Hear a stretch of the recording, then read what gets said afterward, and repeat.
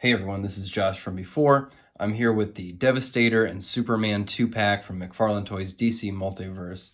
This is, as you can see, it's a re-release of the Wave 1 Superman and the Devastator that we got solo earlier. They've got a new base here, and there's a new head on Superman, a slightly different paint on Devastator. Let's get this thing open and see how these stack up against the originals. Okay, so first up here's Superman.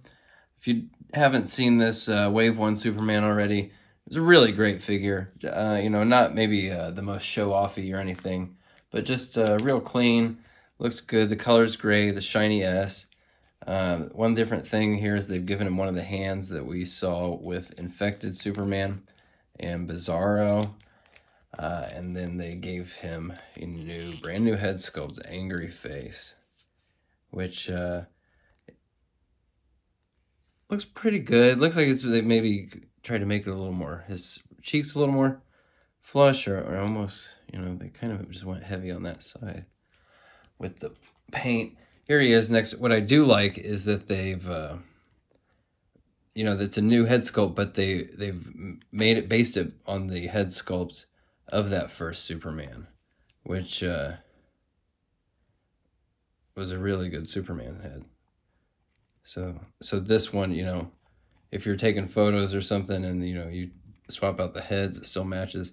Although it doesn't quite have the, see the hair on this new head sculpt, it has these blue highlights, kind of similar to the way they did Nightwing's hair. And it's not as glossy.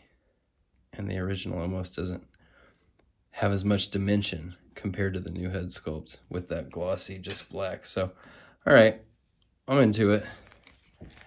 This figure, it's a pretty good Superman, honestly. You know, he can do a lot. He's only got a single elbow, which is too bad. Now, if they had done it, honestly, I just got that Kickstarter spawn. It's got a single elbow, but it has a elbow swivel. It's nice. I like it. If they start doing all the single elbows like that, I'm not gonna even complain about them. It's a good looking Superman, but definitely not that. Just, you know, if you're getting the new one just for that head sculpt and that different hand, nah, I wouldn't say that's entirely worth it. One thing worth noting, if you keep the cards on these cards have they're new. They have just photos of the toys instead of the artwork that the original solo release cards have. I don't keep the cards, but if you do, that's one little perk. And here's Devastator. If you didn't get the solo version of Devastator, this is a pretty good reason to give him a shot. But I can tell you, just right away, it has a significantly worse paint job than the original solo release Devastator. See, this guy's got a really nice black wash that gets into all those cracks and makes all those details stand out. This guy's just got a really flat, just looks like bare plastic with a slight wash. Or maybe it's just the natural marbling of the really garbage looking plastic. And then they intentionally used, like, I think separate looking or different colored bare pieces to maybe make it more of a natural skin tone. And then they've made his spikes instead of the dark almost navy blue of the original. These are more gray, and I think they're meant to kind of look a little bit closer to just Doomsday, regular Doomsday, which, you know, frankly, they should have made this Doomsday. They should have just made this a Doomsday Superman 2-pack. Because the odds are any Joe Schmo, you know, just walking down the aisle at Target, Doomsday is going to have way more, you know, appeal just to a regular guy more than the Dark Knight's Metal.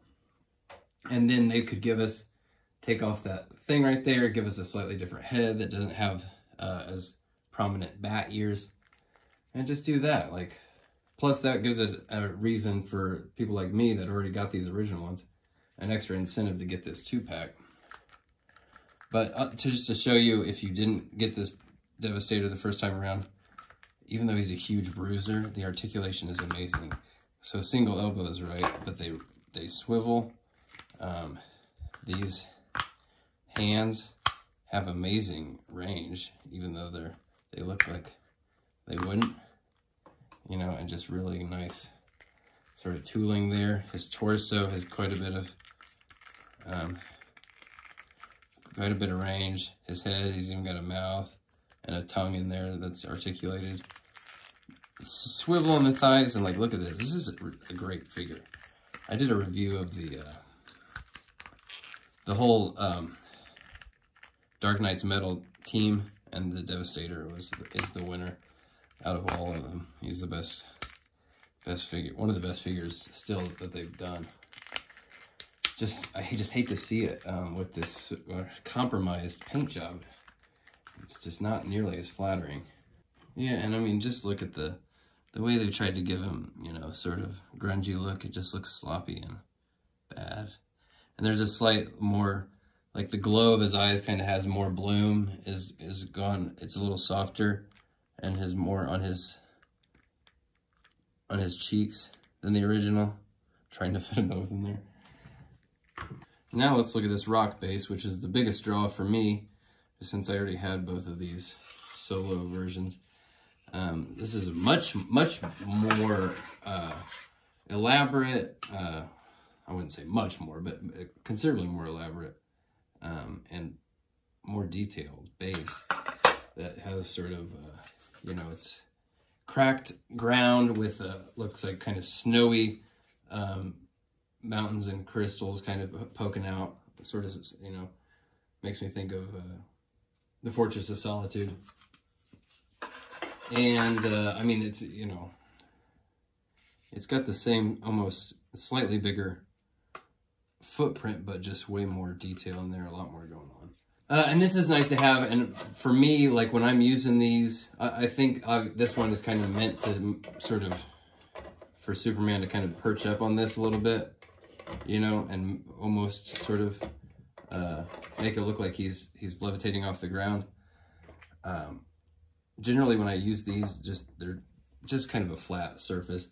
I don't think it's as important to try to fit the whole character on the base necessarily, as it is just like make them look like they're interacting with it, and it gives it a little bit of extra depth.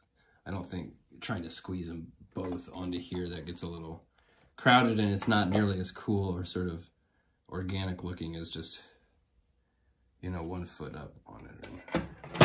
So there they are. Like I said, we've seen both of these characters, these figures before. It's not the most exciting unboxing because this is just, you know, familiar ground. But if you don't have either one of these, this is a great 2-pack to get. You know, but if you already have them, if you got the solo versions, just a new head sculpt and a base is not really enough of a draw. They should have made this a full-on Doomsday. And that would have been much more appealing, and just putting in a little more effort than just a worse version of the same exact figure. So there you go, guys. Thanks for joining us. I will see you guys on the next one. Bye.